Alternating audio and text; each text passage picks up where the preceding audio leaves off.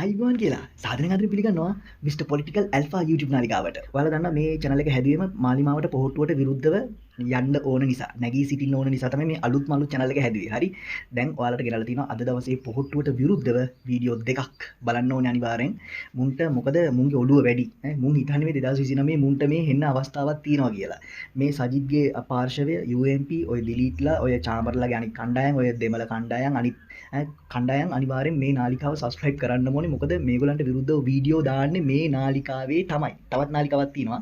ඒ නාලිකාවෙත් අද වැඩසටහන යනවා. ඉතින් ඔයාලා මේකට ලෑස්ති වෙන්න ඕනේ. මේගොල්ලෝ ගැන හොයලා දැනගන්න ඕනේ. මේගොල්ලොන්ටත් ගේමක් ගහන්න ඕනේ. මොකද මුන් හිතන්නේ මචං 2029 මුන්ට chance එකක් තියෙනවා කියලා. අපි ඒක නැති කරන්න ඕනේ. මුන්ගේ මාන්නේ නැති කරන්නත් ඕනේ. හරි.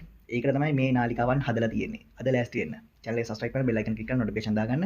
channel එකට උදව් කරන්නත් පුළුවන් ඈ. මොකද මේ channel එකට report වදින්න පුළුවන් දඩ බඩ ගාලා ඈ. ටිකක් කල් යනකොට. මොකද JVP එකටත් විරුද්ධව, පොහොට්ටුවටත් විරුද්ධව. පක්ෂ දෙකකට විරුද්ධව යන්නේ. ඒක නිසා ටිකක් භයානකයි. ඔයාලා උදව් කරගෙන ඉන්න ඕනේ දැන් ඉඳලම ඈ. නැත්තම් ගේම් එක ගහන්න බෑ ඉස්සරහට. හරි. ඒ වගේම ඔයාලගේ දේශපාලන වැඩසටහන් ඔයාලගේ වීඩියෝස් එහෙමත් මේ channel එකේ දාගන්න පුළුවන්. ඉතින් ඒකට බලලා කරලා විස්තර තියෙනවා මේ පැත්තේ දාලා ගේම් එකක් ගහගන්න.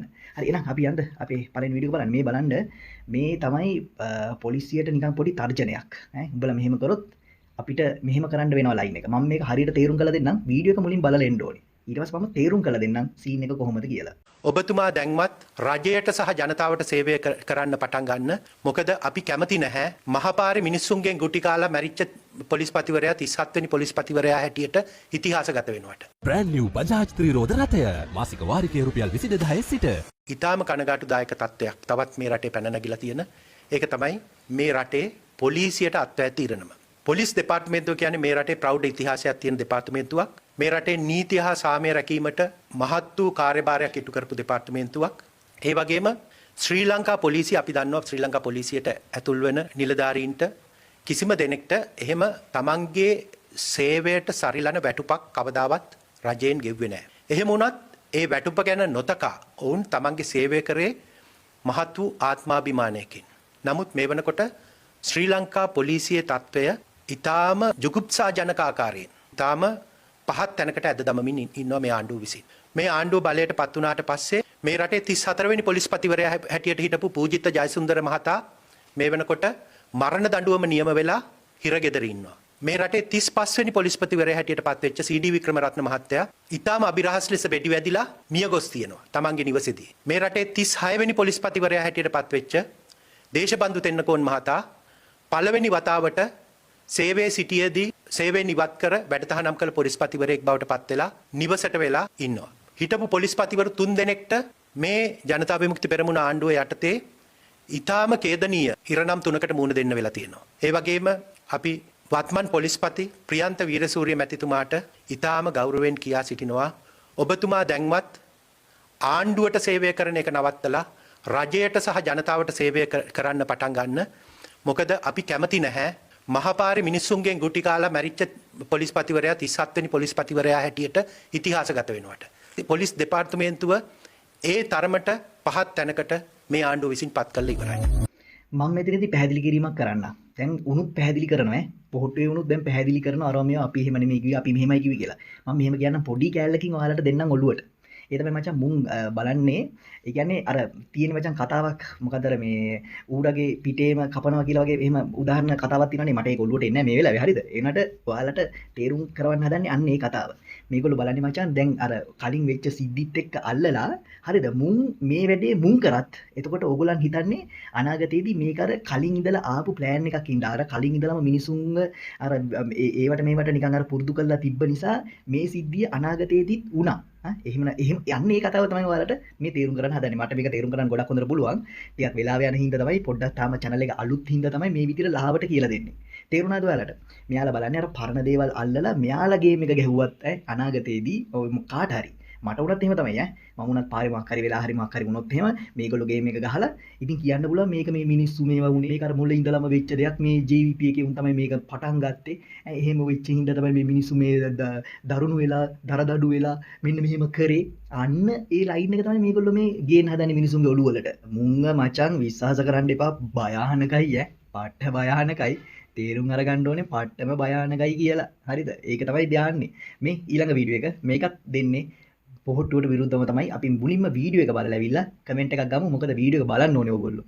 බලලා සමහර අය තේරුම් අරගන්නවා මගේ කමෙන්ට් එකෙන් තව ටිකක් පැහැදිලි කරගන්නත් පුළුවන්. යා පක්ෂයේ යම් බෙදීමක් පේන්න තිබුණා. දැන් සංඝ සමුළුවක් තිබ්බා ඊයේ දවසේදී සංඝ සමුළුවේ පුටු 1500ක් විතර දාලා ගිහින් 500ක් විතර තමයි සෙනග හිටියේ.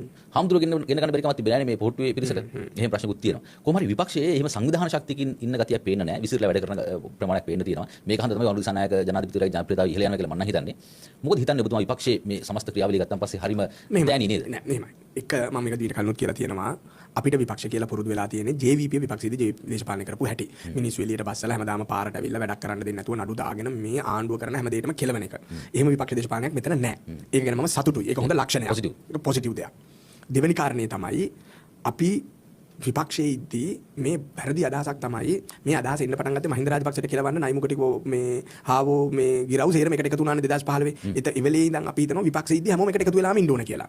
එහෙම එකක් නැහැ. සජිත් මහත්තයාගේ දේශපාලනයේ මම විශ්වාස නොකරන හින්දා තමයි මම නාමල් රාජපක්ෂෙක් ඉන්නේ. නාමල් රාජපක්ෂගේ දේශපාලනයේ විශ්වාස නොකරන හින්දා තමයි අපිත් එක්ක ඉන්න තව සෙට් එකක් දිලිත් ජයවීරෙක් ඉන්නේ. ඉතින් ඒ හින්දා මේක අපි ඩේලි උදේ හවස läගගෙන කාගෙන බීගෙන ඉන්න ඕනේ. අපි වෙන වෙනම අපේ දේශපාලනයේ අපේ සංවිධාන කටයුතු අපේ රැස්වීම් අපේ සටන අපි වෙන වෙනම කරගෙන යන්න ඕනේ. හැබැයි තෝරාගත්ත ප්‍රශ්න සඳහා අපි එකට එකතු වෙලා වැඩ කරනවා. තෝරාගත දේශපාලන ක්‍රියාමාර්ගයන් ගැනීම සඳහා අපි එක පුටුවල වාඩි වෙනවා. මැතිවරණයකදී නැවත මොකද කරන්න කියන එක නේද? ඒ මැතිවරණයේ ස්වභාවය අනුව, ඒ මැතිවරණයේ පැවැත්වෙන අවස්ථාවේ පවතින දේශපාලන වාතාවරණය අනුව, ඒ අනුව අපි ළඟ තිබෙන අනාගත බලාපොරොත්තු අනිත් කට්ටියත් එක්ක කොච්චර සමපාත වෙනවද කියන එක මත අපිට තීන්දුවක් ගන්න පුළුවන්.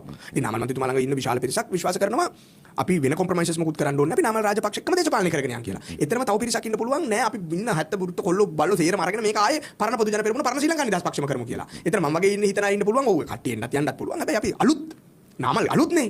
නාමල් අලුත් නේ. නාමල් අලුත් නායකයෙක් නේ. නාමල් අලුත් නායකයෙක් මචං. නාමල් අලුත් නේ. නාමල්ට කවදාවත් ඉඩක් ලැබිලා තිබුණේ නැහැ. 2010. නෑ ඒක හරි එහෙනම් ඔයගොල්ලෝ මේ අනුකුමාර සනායක අලුත් නායකයෙක් කිව්වේ. මම කියන්නේ පාර්ලිමේන්තුවේ 2010 දැන් අවුරුදු 16ක් පාර්ලිමේන්තුවේ. 16ක් පාර්ලිමේන්තුවේ තමයි නාමල් රාජපක්ෂගේ දේශපාලනයේ තිබ්බ අමාරුව.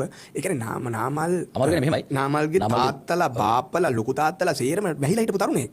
එයාට කවදාවත් ඉඩක් ලැබුණේ නැහැ. ජාතික දේශපාලනේ දේශපාලන කරන්නේ නැහැ. ඒකෙන් සිද්ධ වුණේ එයාට ගුටි කන්න වෙච්ච එක විතරයි. එයාට හැමදාම ලංකාවේ දේශපාලනේ ගුටි කකා ඉන්න සිද්ධ වුණා තාත්තලා බාප්පලා යාර කවදාවත් ඉඩක් ලැබුණේ නැහැ තමන්ගේ කියලා වැඩක් කරගන්න. ලැබිච්ච එකම අවස්ථාව ක්‍රීඩා අමාත්‍යාංශ ලැබිච්ච වෙලාව විතරයි. ඒ අවස්ථාවේ කරපු වැඩ මොනවාද කියලා දැන් ක්‍රීඩා අමාත්‍යාංශ වල කට්ටිය වැඩ කරන්නේ නැති හින්දා පේන්න පටන් අරන් තියෙනවා. ඒතර නාමල්ට දැන් තමයි අවස්ථාවක් ලැබිලා තිබෙන්නේ පක්ෂ දුවන්න, පක්ෂයට නායකත්වය දෙන්න, හැම රැස්වීමක්ම එයාගේ රැස්වීමක් බවට පත් කරන්න. එයා කැමති අය පත් කරගන්න. එයා කැමති මතවාද එළියට කියන්න. තාත්තා මොනවා හිතයිද, බාප්පා මොනවා හිතයිද, ලොකු තාත්තා මොනවා හිතයිද හිතන්නේ නැතුව එයාගේ නායකත්වයෙන් දුවන්න දැන් තමයි අවස්ථාව ලැබිලා තියෙන්නේ. ඊට ගැළපෙන ප්‍රොජෙක්ට් එකක් එයාට හදා ගන්න ඕනේ. ඒකෙන් තාත්තා කරපු ටිකම කරන නොකල යුතුයි. මොකටද එහෙම කරන්නේ? ඉතින් අපි තාත්තම දානවානේ. එහෙනම් අපි බාප්පාම දානවානේ. නෑ මම කියන්නේ එහෙමනම් එහෙම තමයි ආවේ. ඔව් නෑ කවදාවත් එහෙම වෙන්නේ නාමල් රාජපක්ෂ. වාර දෙක තිබ්බ තුන කරගත්ත මහින්ද රාජපක්ෂ මහත්මයා. අපරාධි මං හිතන්නේ ඒ වෙලාවේ මම අදටත් හිතනවා. ලෝක ඕන තරම් එහෙම කරලා තියෙනවා. ලෝක ඕන තරම්. හැබැයි අපි බලන්න ලෝකේ ප්‍රජාතන්ත්‍රවාදී ව්‍යවස්ථාවක් ගත්තොත් ඇමරිකාවේ එක නැතුව. නෑ ඇමරිකාවේ දෙන්නයි වුණාට ලෝක ඕන තරම් රටවල් තියෙනවා. ඡන්ද ඉල්ලනවා නම් තව වරක් ඉන්න පුළුවන්. ඉන්දියාවේ පුළුවන්. ඡන්දේ දිනනවා නම් ඉන්න පුළුවන්. ඉන්දියාවේ තියෙන පාර්ලිමේන්තු මෙතන ක්‍රමයක් නේ. ඒක පාර්ලිමේන්තු තීන්දුව කරන්නේ. මේක අර ජනාධිපති ක්‍රමයෙන් එන එකනේ. දැන් ජනාධිපති ක්‍රමයෙන් එන තැන් වල ගොඩක් වෙලාවට සීමාවන් තියෙනවා. ඒ කියන්නේ ඒක නැත්තම් ඒ රටවල් වලට ඒක පාලනය කරන්න බැරි තැන් එනවා. අපිට මචං අපිට ජනාධිපතිවරයාගේ බලය සන්තුලනය කිරීම සඳහා තව ගන්න පුළුවන් ක්‍රියාමාර්ග ගොඩක් තියෙනවා. ඒක වෙනස්කම් සංශෝධන වලින් ගත්තා. අනිත් පැත්තෙන් පුළුවන් මිනිස්සුන්ගේ මැද නැත්තම් පරාජය කරන්න පුළුවන් කියලා. අන්න පැරද්දු කරේ. ඒකයි මම හැම වෙලේම කියන්නේ මිනිස්සුන්ට ඕන නම් පරාජය කරන්න පුළුවන්. ලංකාවේ එහෙම ඡන්ද ක්‍රමයක් තියෙන්නේ. මේ කතාවෙන් මොනවද හිතෙන්නේ? දැන්ටම ඕගලන්ට හිතා ගන්න පුළුවන් මහින්ද මහත්තයාගේ වැඩපිළිවෙල නෙමෙයි මේ යකා කරන්න හදන්නේ. ඉතින් මමත් අයින් වෙච්ච එක ලොකු දෙයක් නේ මුංගේ. නැත්තම් ඕගලන්ට බොරු කියලා වගේ නිකන් ලයින් එකක් යනවනේ. මමත් ඕගලන්ට මුල් කාලේ ඉඳන්ම කිව්වා මුල් කාලේ කිව්වා අපි මේ මහින්ද මහත්තයා නවත්තපු තැනින් තමයි වැඩේ පටන් ගන්නෙ. ඒක නිසා අපිට ඡන්දේ දෙන්න ගගා තමයි මුං ගියේ. දැන් මොකද මුංගේ වෙනස බලන්න. දැන් මහින්ද මහත්තයාගේ කතාවක් නෙමෙයිලු. දැන් ඌට ඕන දේවල් කරනවා. දෙන්න ඡන්දේ කියලා තමයි 2029 එන්න හදන්නේ. වැඩක් තියෙනවද? අපිට මහින්ද මහත්තයාගේ දේවල් නෙවෙයි නම් කරන්නේ මුංග අතාරින්න තමයි තියෙන්නේ. මොකද මුන්ට කරන්න බෑ එහෙනම්. මහින්ද මහත්තයාගේ දේවල් නැති එක නම් අපිට වැඩක් නැහැ නේද? මහින්ද මහත්තයා කරපු දේවල් ටිකනේ කරන්න ඕනේ. පාරවල් ටික හදාගෙන ලස්සනට රට දියුණු කරගෙන ඉස්සරහට ගිහිල්ලා ආයේ ඔක්කොම ටික කරන්න එපේ. ඒ ටික දැන් කරන්නේ නැහැලුනේ. දැන් වෙනම සීන් එකක් යන්නේ. ඉතින් මොකද කරන්නේ දැන්? එහෙනම් අපිට හරි ලේසි උත්තරයක් ගන්න ඡන්දෙ දෙන්න එපා 2029 මුන්ට. මොකද මචං ඉතින් කොහොමද එකයි ඉතින් මහින්ද මහත්තයා කරපු දේවල් කරන්නේ නැත්නම් ඉතින් අපිට සජිත් හරි රනිල්ට හරි එහෙම නැත්නම් ඊට වෙන කණ්ඩායමකට හරි දෙන්න පුළුවන් නේද? කෙලිම හරිනේ. වැඩේ ගොඩ නේද? ඉවරයිනේ. දෙන්න එපා මචං. ලොවෙත් මිසිරාවට කියන අර මට අර කේන්තියටවත් අරකටත් මේකටවත් නෙමෙයි. මහින්ද මහත්තයාගේ වැඩපිළිවෙල නෙමෙයි නම් කරන්නේ. කවුරුත් දෙන්න හිතන් ඉන්නවා නම් දෙන්න යන්න එපා එක ඡන්දයක්වත් ඈ. මොකද උන්ට ඕන ඕන දේවල් කරන්න මේ මොනා කරන්නද? ඉතින් අපිට වෙන කාට හරි දීලා බලන්න පුළුවන්. ඉතින් එහෙනම් අපි නිකන් හරි ඕගොල්ලෝ ඡන්දයක් දෙන්න හිතාගෙන හිටියේ. මහින්ද මහත්තයාගේ වැඩපිළිවෙල නවත්තපු තැනින් පටන් අරගෙන ඉස්සරහට යයි එහෙම කරයි රට ඒ විදිහට හදයි ඒ විදිහට වැඩේ කරයි කියලානේ. නේද? හොරකම් කරන්නේ නැතුව මහින්ද මහත්තයා කරපු වැඩපිළිවෙල එහෙම කරන් යයි කියලානේ. දැන් මුන් ඒක කරන්නේත් නැහැ. එහෙනම් ඉතින් මුංග ආයි විශ්වාස කරන්න යන්නත් එපා. ඒක තමයි මට දෙන්න තියෙන ලේසිම කමෙන්ට් එක. ආයි මුන්ට බොරුවට නිකන් අර බඩින්න කරන්න ඕනෙත් නෑ. කෙලින්ම හරි ලේසි.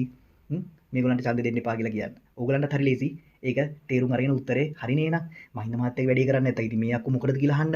ඒවත් ඔලුවට අහලා තමන්ම තේරුම් අරගන්න. එහෙනම් අද වැඩසටහන අවසන්. එහෙනම් අපි ඊළඟ දවසේ හමු වෙමු. දැනට සමු ගන්නවා. channel එක හොඳට මතක තියාගන්න මේක මාලිමාවට පොහොට්ටුවට විරුද්ධව යන channel එකක්. ඒක හොඳට ඔළුවේ තියාගන්න ඕනේ. හරි. එහෙනම් අදට යනවා අපි ඊළඟ දවසේ හමු වෙමු.